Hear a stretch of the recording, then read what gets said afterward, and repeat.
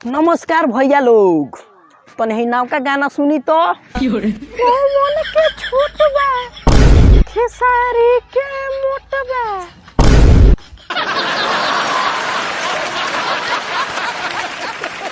रे सारा बा ई कौन पागला ब्यास गोइले बारे? पवन के छोट बा खेसारी के मोट बा। क्या बताइए भैया लोग, ई ब्यास नु जिए ना दिहसन केहू के।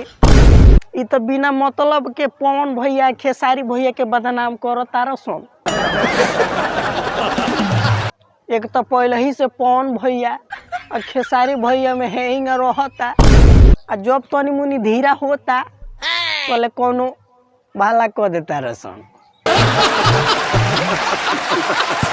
अब रवि सब बताई भैया, जब ये गाना पवन भैया खेसारी भैया सुनी है तो का होई? फिर महाभारत होई नु। बाकी हमारा इस समझ में नहीं आवत कि कौना बात पर गावत तारो सॉन्ग पवन के छोट बा खेसारी के मोट बा। सच बताइए भैया लोग, जब ये गाना हमहू सुननी पहली बार नु तो हमहू को घंटा कोमा में रहूंगी। बाकी लगातार फोन पर फोन क के सूत्रों से पता कमी तो पता चलुए कि सारा पिचकारी के बात करता कि पवन भैया के पिचकारी छोट बा आ खेसारी भैया के पिचकारी मोट बा। ई दू चार गो ब्यास बाड़सन साफा पागला गइल बाड़सन।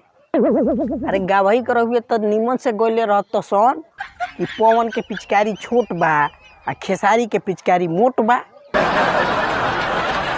बाकी ई तो कुछ औरे गावता रसन। लागता फिर से विवाद करइह सन आ लाइव के सिलसिला चालू हो जाई।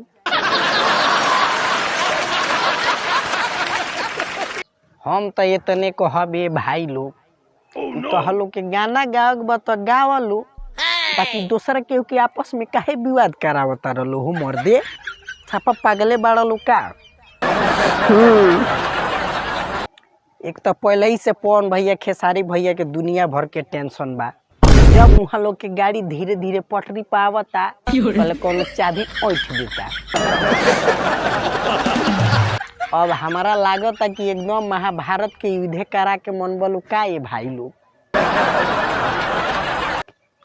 तनी आराम से भोजपुरी के चले दलो आ पवन भैया खेसारी भैया के जिए दलो।